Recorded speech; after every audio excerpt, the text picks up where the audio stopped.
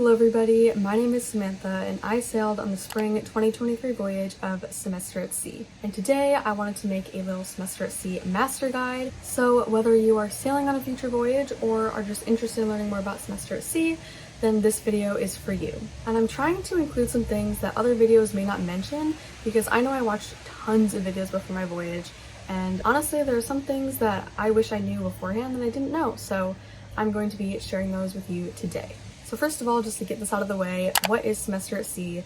So Semester at Sea is a multicultural study abroad program where about 500 college students from around the world sail on a ship and take classes on a ship and travel to 10 or more countries throughout the 4-month or 3.5-month semester. A student with any major can apply. However, there are certain frequently offered courses on the ship, and you can see those. I believe that they have them somewhere on the Semester at Sea website, and I can link those in the description below if you're interested. So you can take a look with your university advisor and see if your classes will be able to transfer back to your home university. Secondly, this is very important. If you are planning on attending a future Semester at Sea voyage, then double check or check to make sure that your school is affiliated with SAS in some sort of way. So if you check your college's study abroad site, look for the programs that they offer and see if Semester at Sea is on the list, because if it isn't, you may run into some issues where you may have to unenroll from your school for a semester or take a gap semester.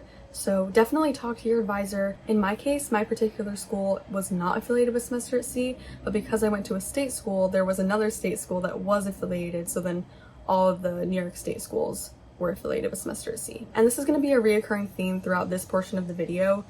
Always talk to your advisors. Just be very on top of it. Talk to your study abroad office, talk to your actual academic advisor, and then once you get accepted in Semester at Sea, be very on top of communicating with your SAS advisor if you have any questions. People want to help you, I promise. So first, let's talk about applying to Semester at Sea. So the application for Semester at Sea is pretty basic. What I had was a 500-word essay, and I believe the topic was just why travel is important to you, why you would want to go on Semester at Sea. So there is an essay. In my case, because my specific school was not affiliated with Semester at Sea, I had to apply 3 times. I had to apply to Semester at Sea, I had to apply to the affiliated state school, and my home university. So it was definitely a long process. So like I said, applying is a personal process, so definitely figure out what you need to do in terms of if your school's affiliated or not, and definitely talk to your advisors to figure out how you can make Semester at Sea work for you. Once you're actually accepted from Semester at Sea, first of all, congratulations. Second of all, you're going to be given a Semester at Sea portal username, so you'll be able to sign into the SAS student portal, and on there you'll have everything you need, different forms you need to fill out, your advisor's name and email. That's where you can pick a cabin type and select a roommate. Everything you'll need to know is on there, and you'll definitely get emails frequently of the next steps that you have to take, so don't be worried and don't be overwhelmed. I mean, it is overwhelming, but someone is there with you every step of the way. And also, speaking of which, check Instagram and Facebook for accounts for your specific voyage. So there will probably be a Facebook group for a specific voyage or an Instagram account.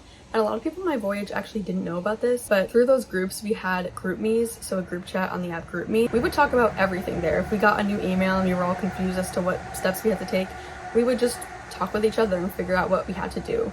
So that's also a great place to find roommates, so definitely look into finding a group chat for your voyage. And if there isn't one, make one. So I can't speak much on cabin types anymore. It looks like after my voyage, the type of cabin types you could choose has changed. So when I sailed, there was the Adventure Double Bunk, which was the cheapest option. Then there was the Inside Double, which is what I picked. And then the Outside Double, and there was also an Inside and Outside Triple. So you would have 3 roommates, including you. So there would be 2 other roommates with you. And now it looks like there are just 2 cabin options, I believe. And one I think is standard, and it would guarantee you a room with only 1 roommate outside, and I think the other one you just get in any cabin type, which is kind of upsetting, to be honest.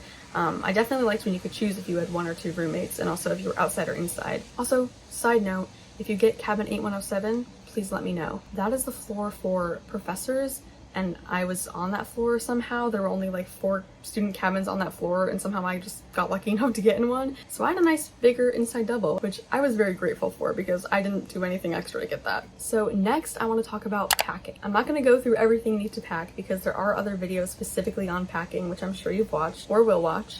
And also, packing is very personal. However, there are some things that I brought that I'm so happy I brought and then I just want to share with you. Firstly, a tip is to pack things that you can throw out before you come home. This will save so much space when you're packing to come home. For example, bring a pair of shoes you don't care about that you can toss before you leave, a robe that you don't care about for after your shower, or bring some clothes that you're not very fond of, because there is a shipboard drive at the end of the voyage where you can donate things that you don't want anymore. Now onto some things that I am very happy that I brought, and also that I wish I brought. Firstly, I feel like I brought everything I wanted, but when I say you need a lot of snacks, you need a lot of snacks. Literally bring an entire bag of snacks. Just, you won't regret it. Listen, I brought so many snacks and I thought I brought way too many.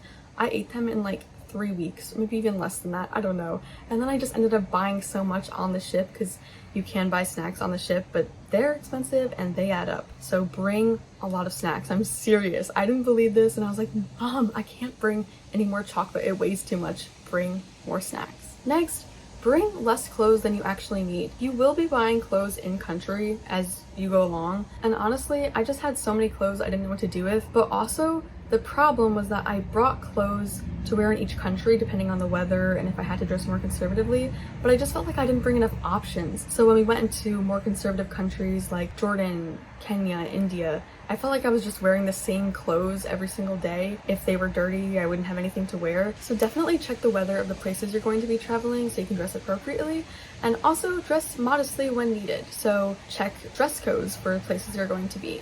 Another thing, put things that you would need in case your luggage got lost in your carry-on. So if your luggage does unfortunately get lost, you will still have those crucial items with you in your carry-on until your luggage can arrive safely. Next, this might be a little controversial, but I recommend not buying a scrubba. You know, that thing that you use and put clothes in it and shake it and to do your laundry.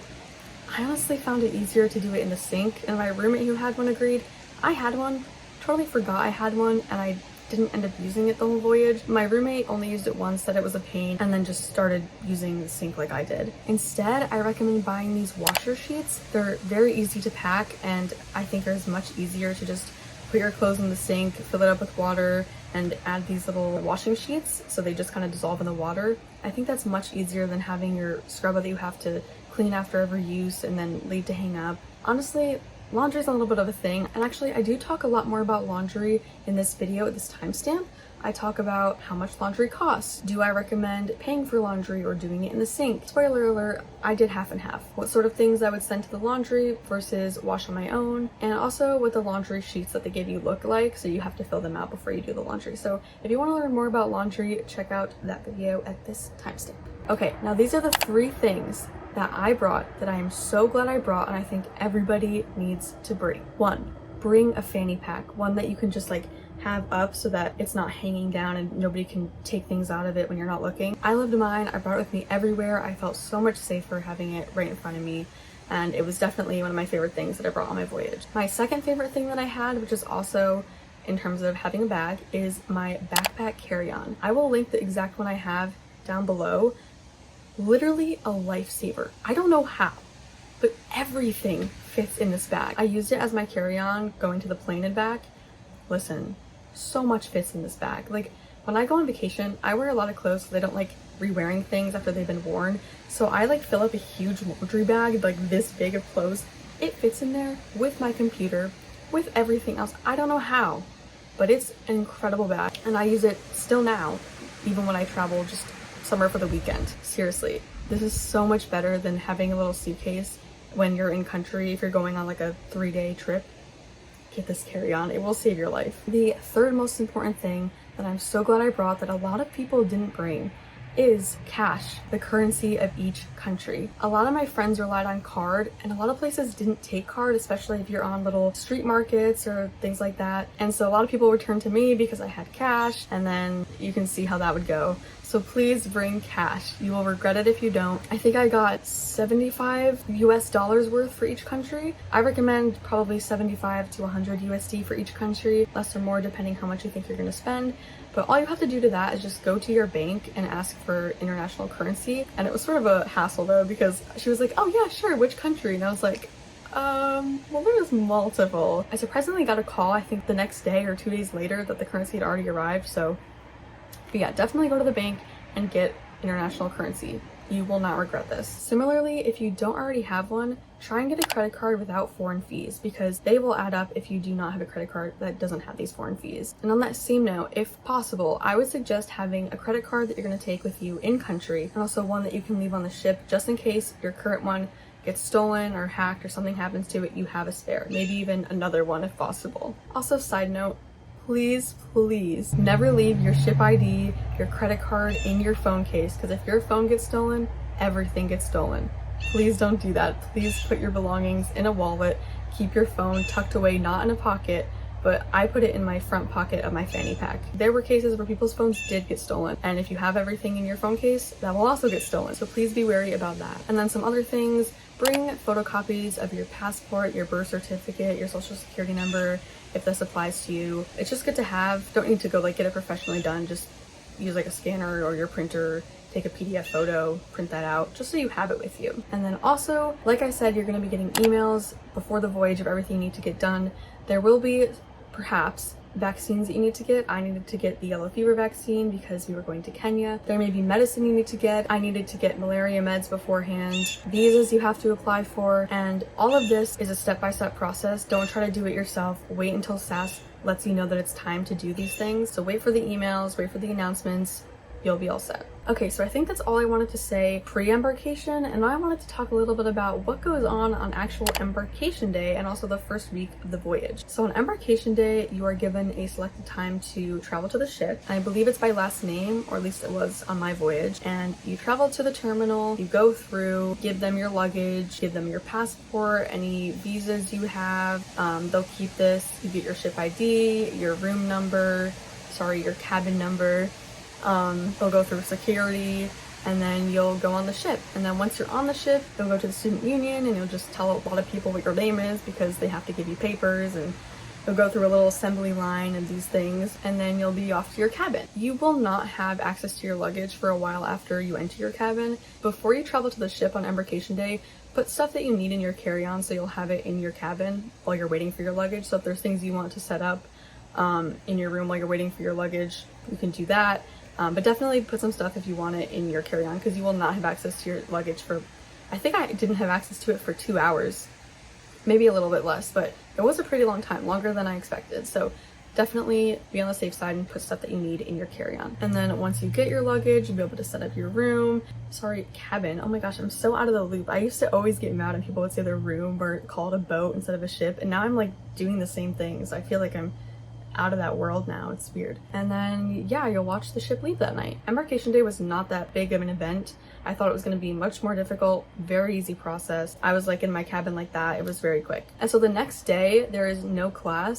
It's just sort of orientation events, so meeting people on the ship, how the Wi-Fi works and doesn't work, how your classes will work, all of that fun stuff. And that'll just be a whole day event, and I believe the day after is when classes start. So we have embarkation day, a day of orientation, and then classes. And as far as classes go, I'm sure you've heard this plenty of times, but there is not a 5-day week or anything. You cycle on A and B days. So you'll have classes, A and B days, and there are no weekends. You do not have class when you're in port though. You have class every day on the ship, but not in port. And of course this varies. You won't have class on days like Neptune Day, Sea Olympics. There are a couple study days during long stretches, but usually on those study days they have events anyway, or lifeboat drills, so pretty much every day you have class. I was really lucky in that I planned my schedule this way so that I only had global on A days, and then B days I had all my classes. This was the best decision I ever made. I'm serious. Like, it was so nice coming back from a port and just having global the day after. Or sometimes we wouldn't even have global on the day that we came back from port, so I literally would have no classes and just a day to catch up.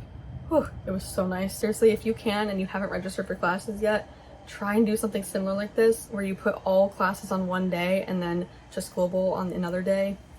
It was like the best decision I made. I'm serious. Also, a lot of people think that classes are just easy because you're traveling the world and blah blah blah. Classes were very hard. I had more essays to write than I had at my home university. Everything's so much fast paced because deadlines creep up on you, especially when you're going in country and then coming back and you're like, oh my goodness, I have like 1 day to get this done. So definitely stay on top of it. Your professors will always remind you of your exams. In terms of how you do your schoolwork, there is a website called Moodle and it is accessible on the ship Wi-Fi. It basically functions like Brightspace, Canvas, Blackboard, similar things that you use at your home university. It's not that difficult to use, but it can be a pain sometimes with the ship Wi-Fi. Another thing, class attendance is mandatory. They will be unforgiving about this, so please attend your class. If you miss it, they will know and they will mark it as absent. And in global, for like those big 2 global classes that are mandatory to take, sometimes they do flashcards at the very beginning, so you'll walk in and grab a flashcard, and then at the end of class there will be a question you have to write your name on and hand it in. And if you don't hand one in, then you don't get attendance. So yeah, attendance is a big deal because, I mean, you're on the ship, so they know where you are, and if you don't show up, you only have a certain number of class days, so you kind of have to be there. Also, if you haven't already registered for your classes and you're attending a future voyage, do the early global, because breakfast opens at I think it was 7 to 8:30, something like that. I'll put the time up here, but you're already at breakfast anyway if you're someone that gets up early for breakfast. So right after breakfast, it would be 8:30, which is the time for the first global. So it worked out perfectly for me. I would get up, eat breakfast, run to global, and if I was a little late, I would get up around like 7:50, run to breakfast, and then run to global. So honestly, it worked out. I really loved having the early global because you get it done and out of the way. You could focus on the rest of your classes and the rest of the day to yourself if you were like me and just had global on one day. So I really recommend it. I know a lot of people do the 10:31 because they think they're gonna not wake up early enough, but seriously, I really recommend the early one. Also, all classes except global have field programs, and these are in port excursions. It's a whole day, so if you have plans for that day in port, you're not going to get to do them. So make sure that you keep these port days completely open because they're usually from 8 to 5. I was in a weird case where my theater class was a nighttime performance, so we had it at nighttime, but yours will probably not be like that. It will probably be the basic 8 to 5 or something around there. So it's a long day and there's a lot that you do and see. So that's why the night before field class, so if you have a field class on a Saturday, you need to be back on the ship before midnight of that Friday turning into Saturday. And if you're not, you will get in big trouble. You'll get dock time, you'll get a 0 for that field class. Do not arrive late for your field class. Do not arrive past midnight. Speaking of which, when you're in port, you can go back to the ship at any time of day, 3 a.m., 5 a.m., 2 p.m., any time of day. There is no you have to be back on the ship by this certain time. Obviously, except for when you're leaving port and there is an on-ship time that you have to make, or else you'll get dock time. Dock time also is, let's say you get to a new port, Barcelona, Spain. If you have 12 hours of dock time, you will not be able to get off the ship until 12 hours after everyone else has already gotten off. Thankfully, I never got dock time, and hopefully you don't either. Try to be places on time. I know things happen. They're not very lenient though, so definitely get there on time. Even if you scan in like 5 seconds after the on-ship time, you will get dock time, so definitely try and be on time. Sorry, I feel like this section is all over the place. I like talk about something and then I'm like, oh, well, this would be important to know about that. And I had a list and I'm getting sidetracked, but hopefully this information is helpful to you in some way. I know if I would have loved to hear more detail about this before my voyage. Now, the big question that a lot of voyagers have before and during the ship is, how do I make plans in country? Honestly, it's really hard. People say it's easy and that you'll find friends, and I found really great friends, but for a while in the beginning, you're kind of bouncing back and forth from different groups, so you may make plans with another group and then they're like, oh, we booked this without you, so then you have to go to another group and then you find plans and everything's last minute. It really depends on the people you meet, the groups you find, so it's hard to say like, yes, it's easy to make plans, or no, it's not. It really depends. In terms of actually making plans, there are 4 working computers on the ship that have Wi-Fi constantly throughout the day. It's honestly best if you go early in the morning because nobody's really there. Don't ever try and do it right after Preport. You will not find an open computer. In that same case, Preport, those are the meetings before every first day in port, so you have them the night before you reach the port, and you'll be given a green sheet. If you haven't already seen one before, this is what they look like. They are literally green sheets, and yeah, they have the ship arrival time, on-ship time, so the time that you have to be there, the day that you're leaving port, departure time. There are a bunch of phone numbers for ship reception, the RD on duty, which is basically like the RA, the resident assistant. You do have RD, resident director. So I'm sure you've heard of Sea Olympics. I was in Baltic Sea. There are 7 seas on the ship and you'll be placed in one.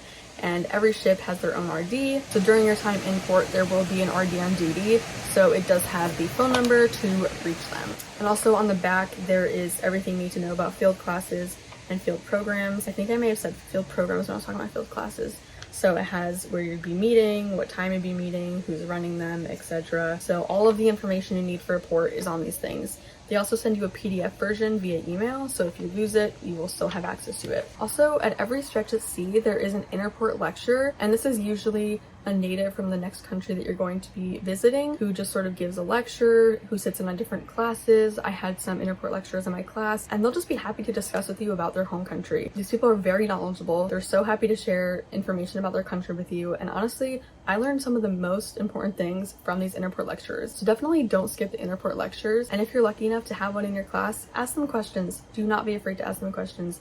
This is how you learn on semester at sea. It is fully a learning experience. It's not some little vacation you take for a semester. You're there to learn, so definitely absorb everything you can. So next I want to explain the difference between field classes and field programs. So field classes are what I was explaining before, where you have a field class for every class you take besides global, and those count for 20% of your grade, and you have a field class project for them as well. Some include presentations, essays, things like that. So those are your field classes. Those are just for your classes. Field programs are semester at sea pre-planned travel trips. So let's say you're going to India, there will be a field program to the Taj Mahal. There was one for my voyage, and you will pay for these in advance, or if there's space while you're on the ship, you'll pay for them on the ship. I didn't go on very many of them. The only time I did was when there was like a spot left and I just kind of snagged it at the end. You do still have to pay for it if you do it that way though. But yeah, they are trips that semester at sea plans for you, and you just pay the money and you attend on this group little trip. There are day programs and overnight programs. So day programs, you leave the ship in the morning and you come back at night.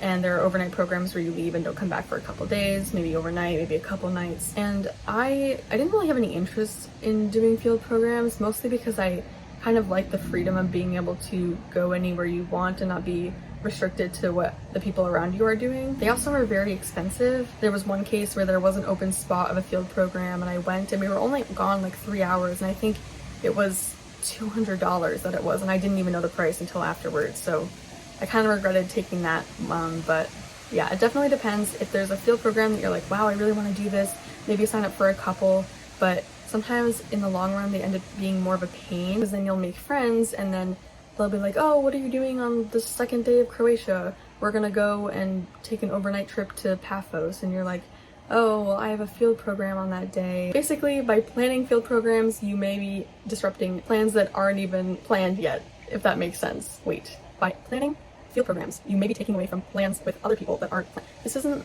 I'm not saying this correctly, but I think you understand what I'm trying to say. Personally, I vote team independent travel, and if there are a couple field programs you want to do here and there, go for it.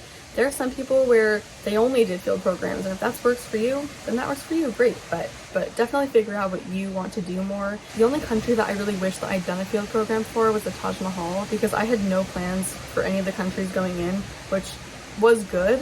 But in India, it was our first port, and I didn't really have my friends yet, so I had no plans really in India other than walk around with different people every day, and I never got to see the Taj Mahal. And honestly, most people in India, because it was our first port, had a field program scheduled. So for the first port, I'd suggest having a field program because a lot of people make friends that way. But yeah, other than that, I would say definitely figure out what works for you. In terms of what I did in port, most of the time I stayed on the ship. I left probably a handful of 10 nights the whole voyage, and I honestly liked this. I am more of like, this is gonna sound so silly, I'm more of a homebody, and the ship starts to feel like home after a while, and obviously you're so excited to travel these countries, but honestly having that home base after a long day of travel is so nice to just come back to the ship and have a dinner already made for you that you don't have to go pay for, because there is breakfast, lunch, and dinner on the ship while you're in port. So if you're worried about expenses and you don't want to pay for food in port, you can come back to the ship and eat on the ship. So yeah, most of the time I'd wake up, my friends and I would either leave after breakfast or lunch. We would go out, either eat dinner out in the country, or by then we would come back to the ship and eat dinner, sleep, and do the same thing the next day. And honestly, I really liked it that way. It was kind of nice because I found that I wasn't so worn out in country like a lot of my friends who went to different cities all the time and stayed overnight in different cities every single night. I just had a more relaxed experience, and it really depends on your travel style, to be honest. It was my first time traveling outside the country, and I'm really happy I did it this way. The next time I'm going to be traveling, we'll miss having this little home base of the ship. The ship really feels like your home. Yeah, it's really nice to know that you have somewhere to go back to after a long day of travel. Also, to make more friends, join a club. There's going to be a time when everybody gets in the union, and then everyone who wants to start a club will go up in a line and they'll go on the stage and be like, I'm starting this club. They'll kind of pitch the club to you, and then at the end they'll all be sitting in different parts of the union, so you could walk around and sign up for the clubs you want. It's kind of like a club fair, but you see it literally in action because people are making up these clubs as they go on stage. It's really cool, and if you want to start a club, definitely go do that. Honestly, when you're in a club, you meet so many people that you wouldn't have met otherwise, and I loved it. So definitely join a club. Join many. Be versatile. Say yes to everything. I know everyone always says that, but I'm the kind of person who would always say no to everything. I went on semester at sea, everything changed. So definitely say yes to everything you can, or you will be regretting it when you're home. Also, this may be the most interesting part to some of you, drink night. So drink night on the ship happens probably like 5 times in the voyage. What happens is you get a drink card, you pay for this in advance. You don't have to, it's if you want to or not. You'll go to the reception and ask for a drink card, and then you can only have 2 drinks per drink night. You can either have beer or wine, there's no other option. So you can have 2 glasses of wine, 2 glasses of beer, a glass of wine, or a glass of beer, but you can only have 2 drinks the whole night, and they will check because you have to give them your card and then they stamp it and sign it or whatever it was they did. That's really all I have to say about that. Some other things to know is that the shipboard account that you have, so any purchases you make on the ship, are billed monthly, and they are billed in US currency. So if you are from the US, you don't need to worry about using a credit card without foreign fees because this is billed in US currency. Obviously, if you're not from the US, you do have to worry about that. Yeah, everything's billed in US, billed monthly. These things include snacks, laundry, salon services, everything like that. Now onto the Wi-Fi. I also talk more about the Wi-Fi in this video at this timestamp, but just a quick rundown. There is 100 megabits per day that you can use on actual internet. Intranet is different, but internet you can use 100 megabits per day. You can buy extra packages. However, a lot of people on my voyage regretted this because midway, not even midway, like 3 weeks or 2 weeks into the voyage, we got access to WhatsApp, a messaging service like iMessage, on the ship Wi-Fi, and we could use that for free. So we could just text anybody on the ship or off the ship for free, no paying for extra Wi-Fi. It was so great. I really hope that they keep WhatsApp on the future voyages. It was a game changer. You can just text your friends, hey, I'm going to Lido, hey, I'm going to Berlin, and they'll get it. You don't have to go chase them around the ship like we had to do for the first 2 weeks. So WhatsApp, game changer, download it, you'll need it. Also, when you're in country, use WhatsApp, don't use iMessage, because WhatsApp uses so much less data, so much less. If you look in your phone settings of how much data each app used, WhatsApp uses significantly less, even when you send tons of videos and photos. So in country, definitely use WhatsApp instead of iMessage or any other messaging service. Also, for how you know things that are happening around the ship, there are announcements at noon and 5 p.m. every single day. So it just basically reminds you of what's going on that night, any events, any clubs, things you need to know for the next few days. So yeah, and there's also a home port, which has like all those things in written form, as well as where you are and how fast you're moving, how deep the ocean is where you are. So home port's really fun. Yeah, I love looking forward to that every single day. So as far as staying safe in country, I have a couple tips. 1, don't travel alone. I know some people that did do this, and honestly, if that works for you, it works for you, but it definitely is much safer to travel with friends. So travel with friends, stay together, always have a buddy if you're splitting up. I know it sounds so teacher-esque of me, ew. Also, a big piece of advice that I learned specifically in India, so people are gonna come up to you. They're gonna try and sell you things, they're gonna ask you for taxi rides only $2 or whatever. They're gonna come up to you, and instead of saying no, one of the tour guides that my friend had just said, no means maybe, so don't say anything. Just keep walking, keep your eyes straight, don't look, don't make eye contact. If you say no, then they're like, oh, they responded, and then they'll just keep talking to you and asking you and hassling you. So as hard as it is to want to be polite and be like, no thank you, sometimes it can do more harm than good. Also, just some general tips. Use Google Maps instead of Apple Maps if you can. I've tried Apple Maps, and Apple Maps was kind of outdated in some of the countries we went, so it would take us to places that didn't exist. So Google Maps seem to be more reliable. So yeah, use Google Maps if you can. Also, car apps. So Uber will probably not function in these countries that you're traveling to, so Search up the rideshare equivalent in each country so you can have the apps downloaded and have your credit card information in there for when you need it. So green sheets, have those on you. If you don't have them physically, take screenshots of that email so you have them when you need them, and just in case. So really quickly, I just want to talk about the emotional aspect of semester at sea. Beforehand, I thought I was never going to be able to emotionally handle leaving my family, leaving home, leaving my school, to travel across the world on this voyage. And honestly, as someone who thought she was introverted, this experience changed me. I feel like I now consider myself an extrovert. I love learning new things, love meeting new people. Throughout the voyage, I was so busy that I barely had time to be homesick. And at the end of the voyage, I was more homesick about leaving the ship and coming back home than I was about leaving home to go on the ship. So things change, you learn a lot about yourself, and you'll be okay. You'll find your people. It may take time. Don't expect to find your best friends the first day of the voyage. Maybe you will, maybe you won't. Everyone's voyage is so different and personal. Yeah, you're gonna have the time of your life. So enjoy every moment, seriously. I mean, you're traveling the world while taking classes on a ship. How cool is that? And with that being said, I think that brings me to the end of this video. So if you still have a question that I didn't answer, please feel free to leave it in the comments below and I will answer it. And for future SAS Voyagers, I wish you the best of luck. You're seriously going to have the time of your life, and I wish you all the best. And for those of you who are on the fence about semester at sea, I hope this video made you feel more confident in your decision to go, hopefully. So yeah, I hope you have a great day and found this video helpful. Bye.